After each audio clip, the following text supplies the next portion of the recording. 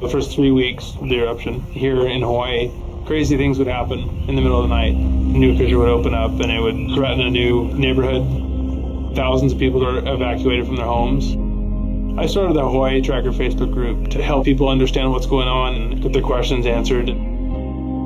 Hey, how's it going? We're live. This is Fissure 20. We had hundreds of people all throughout the neighborhoods sending in videos, articles, and images. We spend a lot of time making sure the accurate information gets out. This is live. There's still lava moving. They weren't just sharing a story, they were helping their neighbor. If a family was being evacuated, my group would just jump in and help out. So it was huge.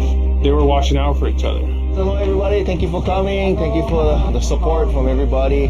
As we go through this, we're growing closer together as a community. When tragedies like this strike, you really realize how much you need each other.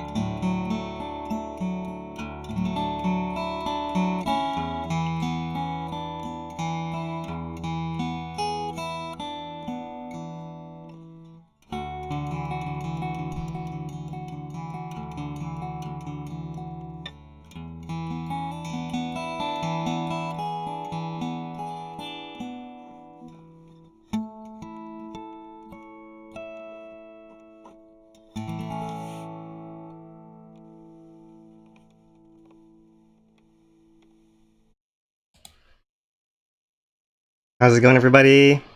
I'm Philip Ong, geologist. I'm here with Mr. Dane DuPont.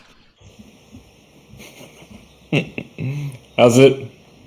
And we're going to bring you guys another update here, brought to you by Hawaii Tracker, hawaiitracker.com. We're going to bring you guys updates every few days here on an ongoing Kīlauea eruption.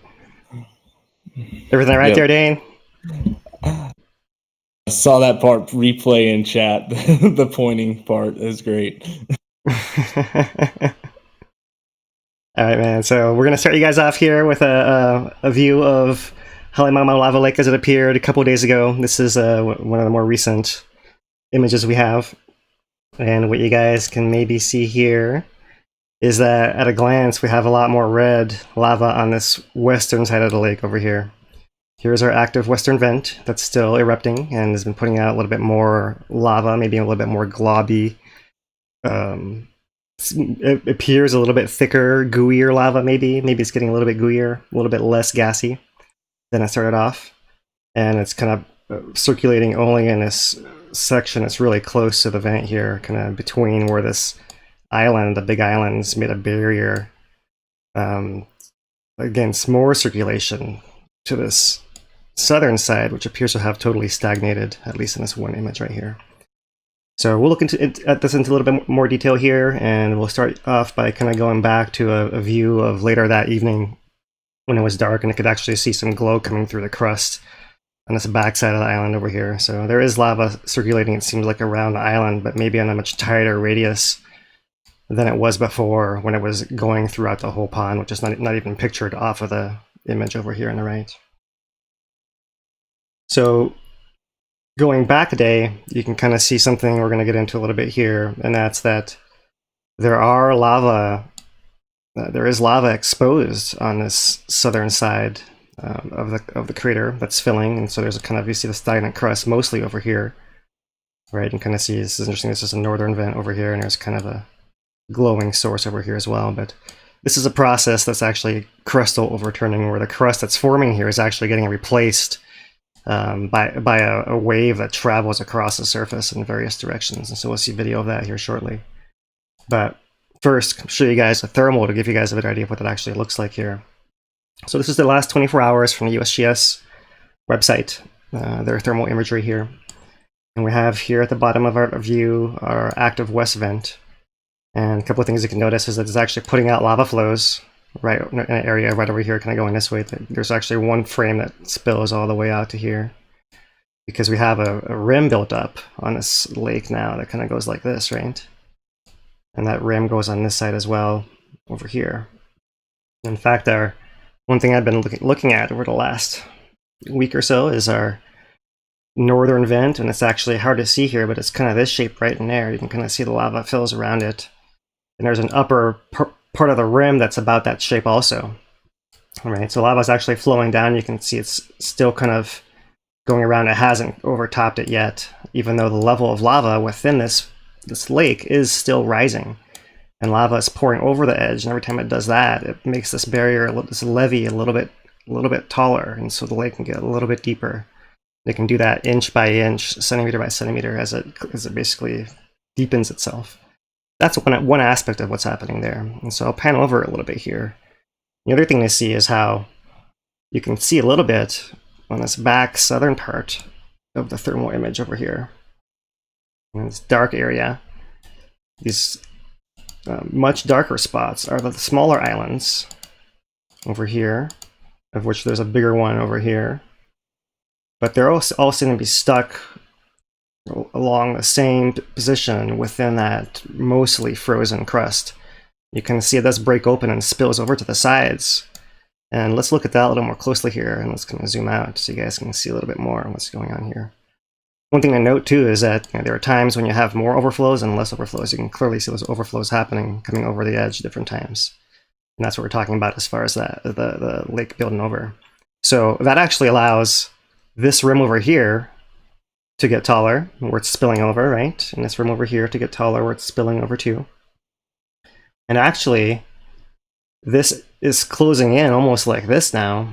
And so it's building a spillover rim over here, kind of. You don't see a whole lot of spillover happening anywhere in this back area. So this back area is actually becoming lower. And there's like a downhill that goes in that direction that's occurring over this active lava lake right now, which is interesting. So let's look at the video here. And I want to start you guys off with this. This is USGS video released today. And I'll give you guys a summary here. January 8th, it was taken, so 3 days ago on Friday. And this is crustal foundering and resurfacing at the lava lake in Helena at the summit of Kīlauea. Recently, this foundering process has been common in the eastern portion of the lake. The video is shown at 20 times speed. So I'm going to put this for you guys here.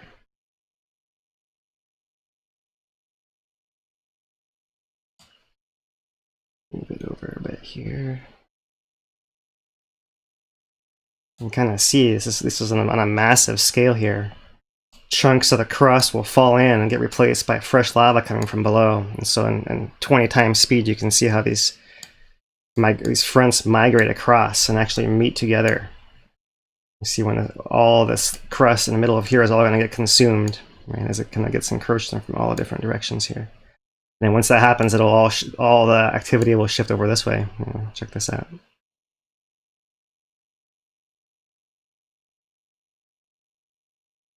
All right, it's kind of a flash there at the end, right? You see how kind of made a little bit of a smoother shaped lava right there. But even still, you see how those lava humps get formed one strip at a time as the crust overturns in place there. So that is one fascinating video. the USGS has put out, unless while we're looking at the videos, go to the next one here that's been put out today. And this is also taken on Friday, and this is showing activity at the Western Fissure. The lava stream entering the lake appeared weaker than several days ago when a dome fountain was active. And that's the text summary here. And it will start playing here momentarily.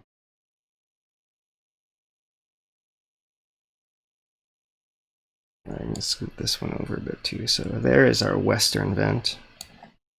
Right there. You can see it's still gushing lava out there, but the lava is kind of just glopping over and down and flowing. It's not really gushing like it was at the beginning of the eruption, or even like it seemed like it was last week. It's still coming out of that crack at the base right over here, as well as coming out of this flow on top. Right, you see it's actually coming out of the ground and flowing down this way and coming in the lake. And from there, and it's coming from over here. It's not really bubbling up anywhere anymore. You guys saw how thick and gooey that was. Yeah, let me rewind that a little bit so we can see that again, right? So you really can zoom in there and see how gooey that looks.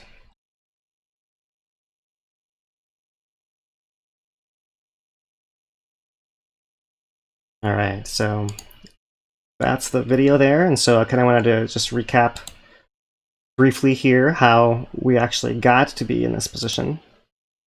So this is our thermal video here showing, recapping our eruption where our initial steam got boiled away in those first half hour to 2 hours of the eruption, and our initial island formed here and started rocking towards our northern vent, which was putting out lava and filling the crater until it actually got to the same height elevation as the bottom of that crack, and we believe started pouring back into it.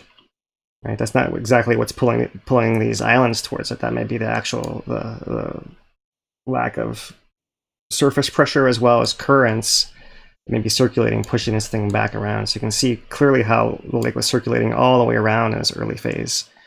Especially now in comparison, where we have seen how this whole back section is essentially now frozen. You can see how freely it's moving over here. Now we saw the switch over, some draining is happening right now, but we've switched over to these western vents, and they're starting to overflow this black ledge which is forming. This is kind of the beginning of how we start forming our perched lava. You can kind of see the margin starts to work its way towards the middle here, coming in.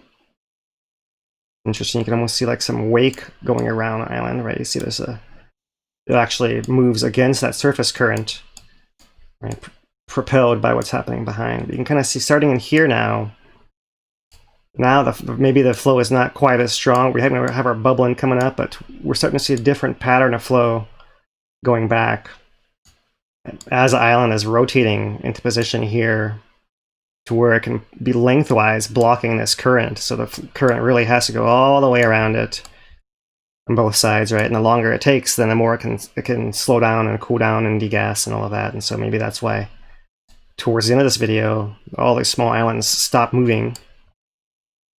So over here is still doing a little bit of a shimmy, although it's not moving very much by now. And one thing that might be possible is that the root of this thing, when it sticks down into this lava lake, may possibly be anchoring itself somewhere. That's possible if there's that other submerged block under there, and especially if that root, we don't exactly know what's happening there. We imagine it could be getting eroded away by the moving lava, but at some point it can also start having lava accrete to it, and it can actually grow. The root could possibly grow by having lava that stuck to it.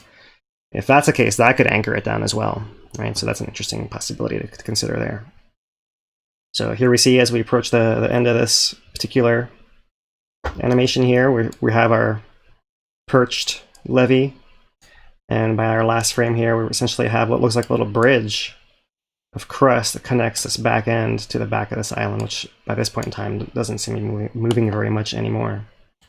So skipping over here to the last 24 hours where we left off, you guys can see this process happening here. That's slow crust overturning here at the top, and the lava moving its way around the sides. So I'm sure this generates all kinds of questions, and so we'll take some questions shortly. For you guys that are joining us and haven't tuned in before, Dane is taking our questions and running the chat, and you can pass your questions along to you guys, from you guys to me, and I'll keep narrating, and we'll have him jump in here when we need him. So continuing with our basic monitoring update today is our focus today. We're going to see what's the pressure happening in the volcano. And so we'll look at the deformation data as actually going up, unlike the last time we had an update here. All right, so let me get my color switched so you guys can see this better and show you guys there's an upward trend here in our 2-day, and kind of looking back at the last week, clearly there's a big going up over the last 2 days here, compared to that we actually had a pretty rapid downward trend happening on the 7th last week, Wednesday, Thursday, overnight, that had kind of slowed down but was still going downwards, and it seems like we kind of reversed that trend going upwards over here. Now maybe we'll call Dane in here and ask him what this pattern right here looks like to him, where it kind of goes down, and maybe it's not quite the shape that we imagine it, but then it goes back up like this, and it's of course a big question mark of what happens here at the end. Right, so there's something that's similar that happened if we look at this 1 month plot over here. What you got, Dane? I don't know. I'm just looking. Just pulled it up. What, the big DI looking thing? Yeah, exactly. Yeah. So a DI is a deflation-inflation event. For anyone who's not familiar, that's a pattern we've seen on a volcano before. During times where it has been erupting and hasn't been erupting, we thought there might be some kind of link, but it's not so simple as that. It seems to maybe have something to do with the movement of some fluids, whether it's dense magma moving back down within some conduit, or gas moving up and past it, or some combination of both. But yeah, it looks like a DI event, huh? Yeah, pretty much. It's about the same microradiant span too as a small one. Right. It's interesting to see how much it comes up, right? If we kind of see it goes from -2.5 to about 1.5, so it's 4 microradians from the start. And of course, it's gone higher than that on the back end coming up. So interesting to see what it'll do next coming up here.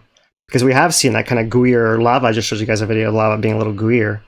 So that means that the gas can't come out quite as easily. So it's not quite as fluid, and it can't move out quite as fast. And maybe it could build up some pressure.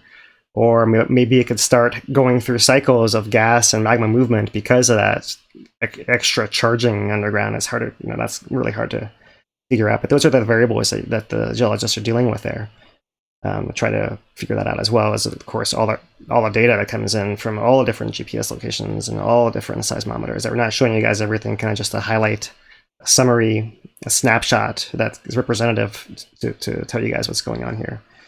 So there was actually about a month ago, and it's hard to see, this kind of drowned by our big eruption that began on the 20th over here. Big signal kind of having to rescale our graph, so we now have 10 microradians between tick marks on this particular plot. But there was one at the beginning over here that went down and up, and so I wanted to bring this up. I actually have a screenshot from behind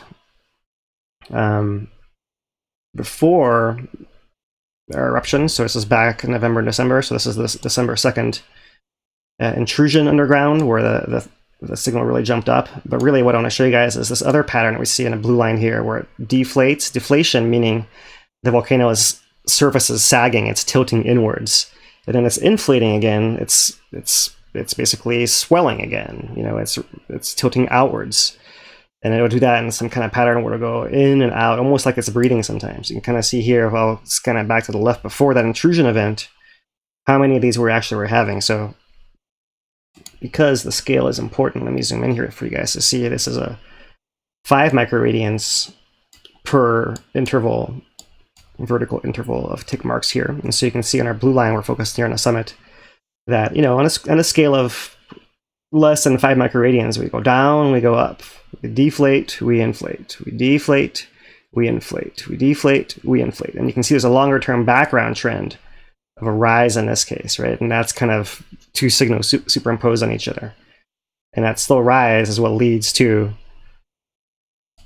the big intrusion. And you can see what was interesting to us at the time is that there was no apparent correlation of these deflation-inflation events happening with the timing of the intrusion. And in fact, it could seem to continue after the intrusion, right? And so it's interesting, we haven't had a signal like that during the eruption so far. We had one just before it, right? About a week before it. And you guys can see these things can last. This is December 6th. This is December the 9th right here. So this is going on the 10th over here. So that's a 4-day event. right? And if we go back to ours, that we're looking at over here, and I got to go back up to the, let me zoom out of this one. For our week event here, we have from January the 6th to, well, it's not quite over here, but on the 11th, so it's it's a little bit long. It's a little bit long, and it does look a little long and drawn out. And of course, there's this kind of other bump on it, right? So it might actually want to be this kind of shape. And then you have another signal superimposed on it possibly as well. So that's interesting to see there too. And one thing that's interesting was noted on the USGS text report is that corresponding, on a first day, from this point to this point of the curve, right? They report that the lava level in the pond by the western vent had gone up by 1 meter or 1 yard, just in that time during a steep part of the ascent. So it does seem to be somewhat connected as a pressure release to the deflation-inflation happening underground, whatever is going on down there. So what is a deflation-inflation event, a DI event? We don't exactly know. It's a signal that appears on a tilt monitor, especially in relation to summit fluid movements, we believe, happening underground within the magma chamber. And interesting to see that the lava surface is reflecting that, at least on a small scale. Right? It's interesting to see what that means, as it kind of seems to be showing signs of putting out less gas, is really the simplest way to put it there. So speaking of the gas, there are a couple of new measurements that were put out by the USGS. I want to say it was something like 2,700, 2,300, and 2,800. But overall, within that low trend, but those are the lowest measurements we've seen so far. So it does, with some noise in here, if you look at the last 5 data points, it's been a downward trend there. So very, very small, slight, and 2,300 within an error they note of 700 tons per day. It is possible that it is actually 3,000 and is still in that range of 3,000 to 5,500 that they consider normal, quote unquote, as typical of background activity at Kīlauea Summit Lava Lake between 2008 and 2018.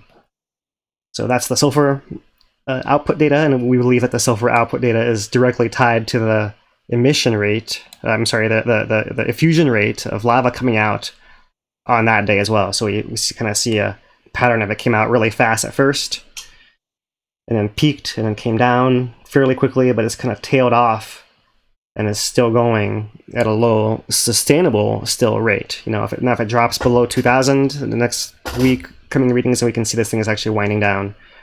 And we'll see how that goes as we now have topped our 3rd week of eruption, and we have another week to go for it to be past that kind of 1 month timeline we set out initially as our one guiding data point from 1924, post 1924 refilling. So there is the SO2, and just a couple of things to point out here in the USGS update. This is the one from yesterday. I just wanted to point out here that they did note they've installed a new instrument measuring the lava levels, and there's where it rose about 1 meter since the start of the switch from deflationary tilt yesterday evening. And the one from today, a couple of things. The lake depth is now 196 meters, 643 feet, so it is still filling slowly, right? And that was kind of after it kind of got stagnant. So it seems like it kind of dipped down, refilled that 1 meter back to the 194 as reported in our update a couple of days ago, and then it's been still rising a couple more meters since then.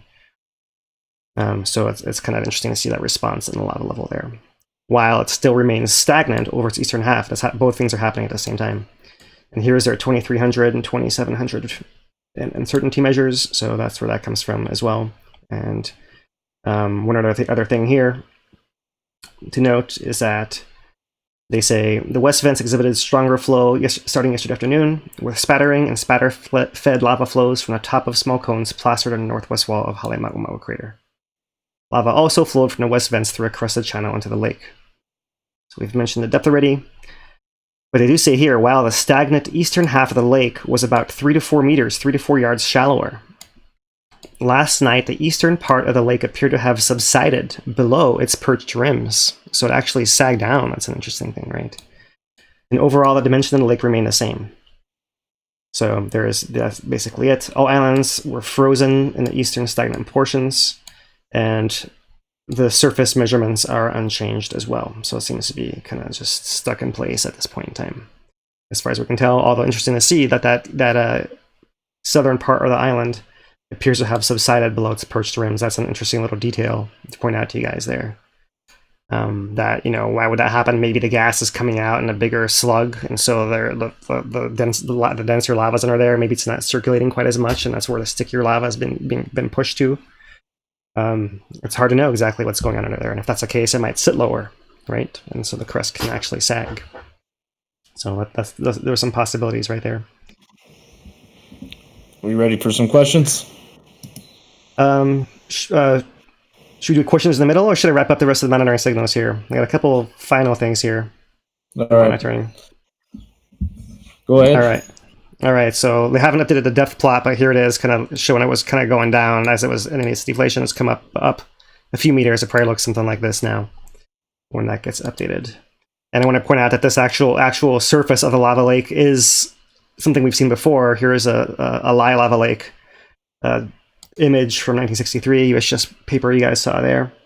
And in this case, they actually had an upwelling gas-charged lava source, so we have one kind of going in, right? But they actually had an inclined crust here. And if you look at the scale, this is in the order of probably 1 to 2 meters, right? If this is meters here on the right.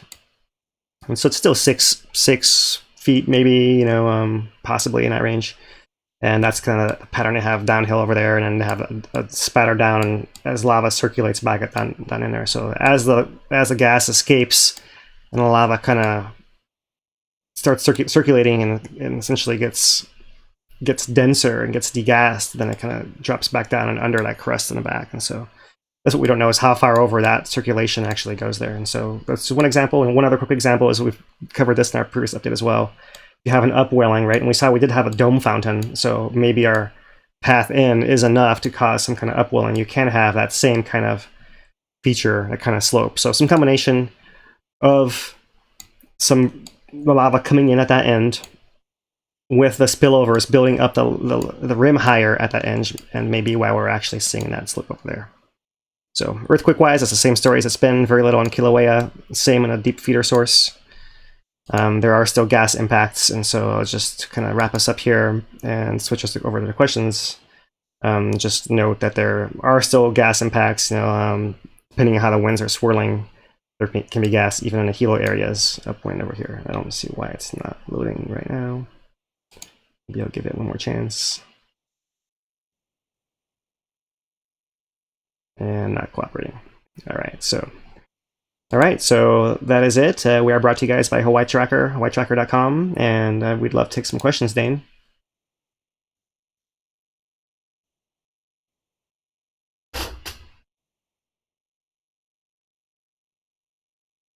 Uh-oh.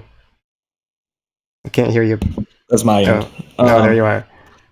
Yeah, so Mike asked from Facebook, if the vents were to stop today, how quickly would the lava lake lose its glow? It's glow. It's glow. At night, yeah. At night, probably pretty quickly. You might have a couple of days kind of thing. Kind of depends on how much the crust turns over and how much of it goes at one time. Because you kind of see that it is turning over here on its backside.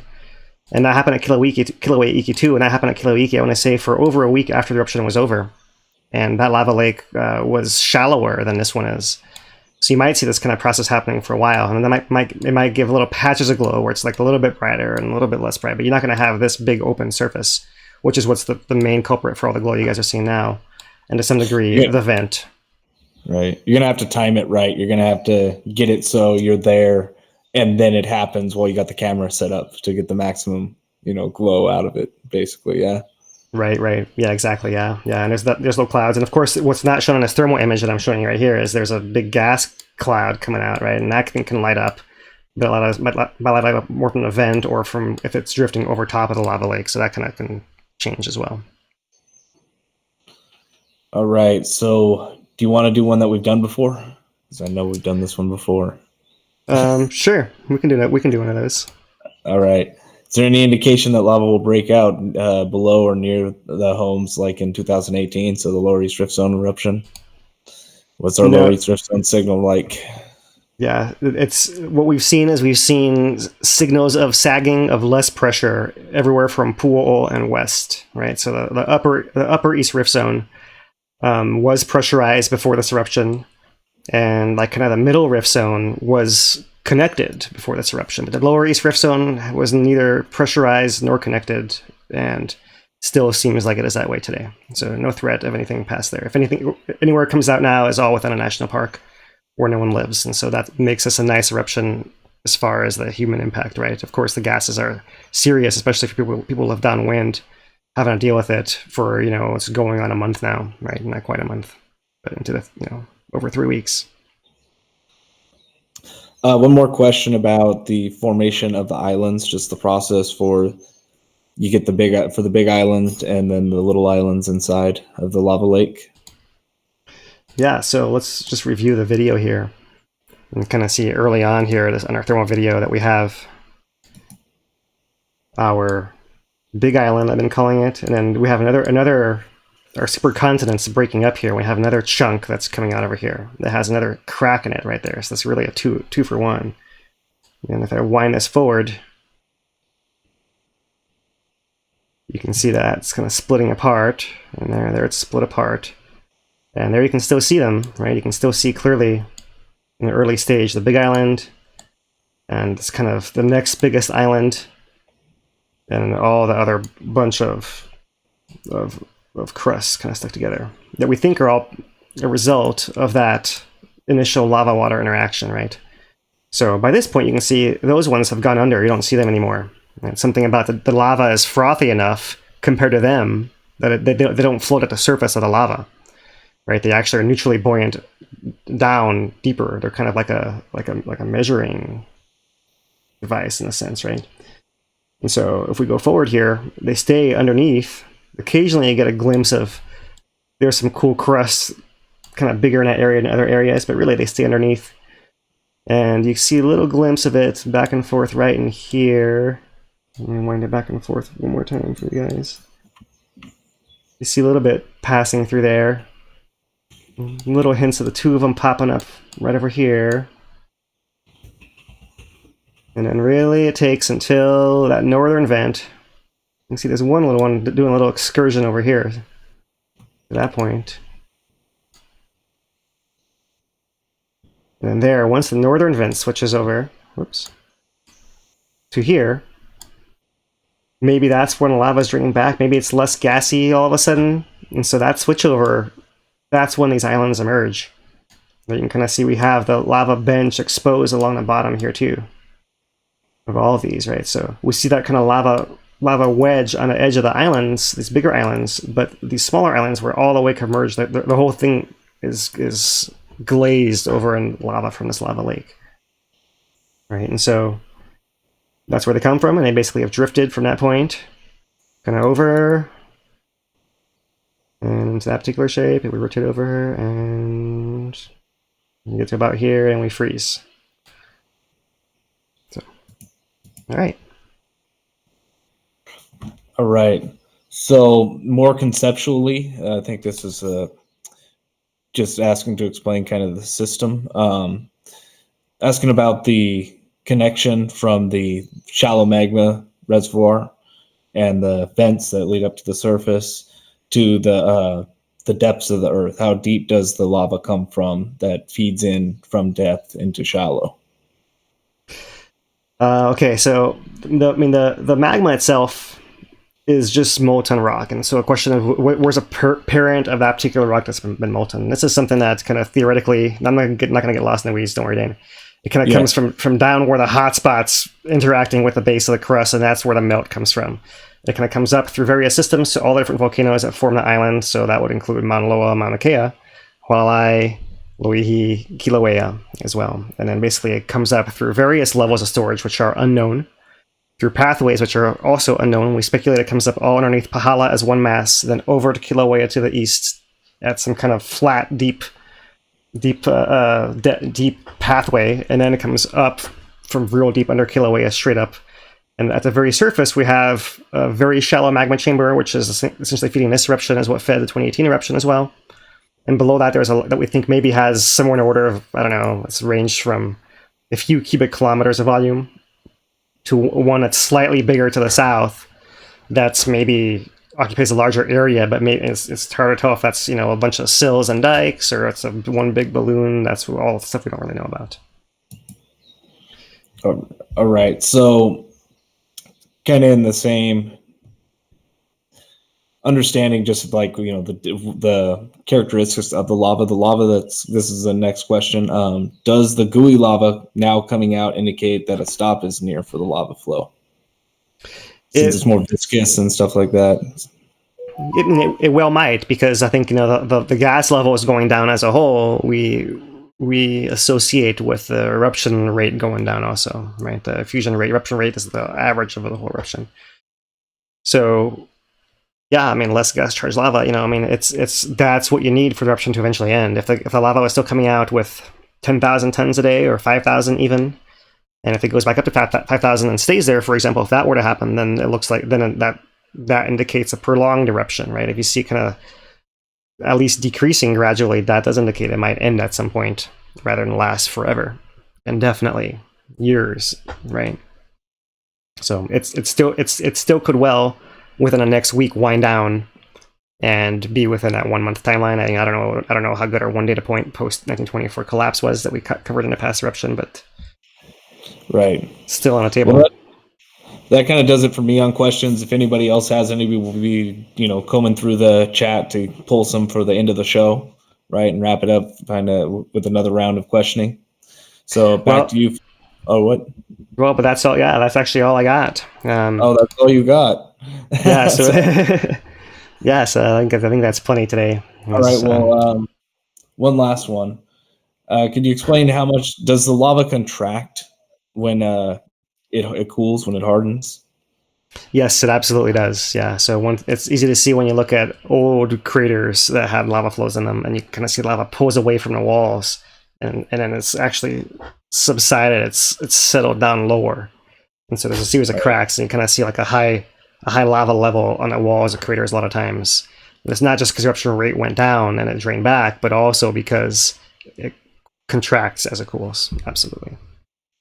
So yeah. All right. Well, that ends it up for me then. Again, we are brought to you by HawaiiTracker.com. The best way to, if you like this type of program, slap the like button on Facebook and YouTube. Visit HawaiiTracker.com. Maybe sign up for an account. That's where we post our information.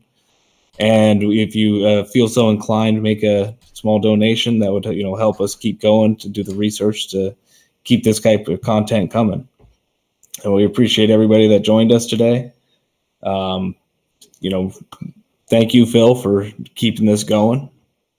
Yeah, for sure. Yeah, and as eruption goes on, we'll try to bring you guys like a historical context. Maybe once or twice a week as it becomes relevant, and we'll bring you guys more deep dives into maybe the technology that's being used or some of the other contexts as well, right? So, but after the weekend, I wanted to kind of make sure we just cover all of our bases here as far as all the earthquakes and the tilt and all that kind of stuff, which is maybe too much for some people, but that maybe helps us keep a little shorter and a little bit more on target each time as well. So that's kind of where I've been coming from with this. Yep. All right, guys. Mahalo, you guys. Aloha. So for Dane DuPont, I'm Philip Ong. Aloha.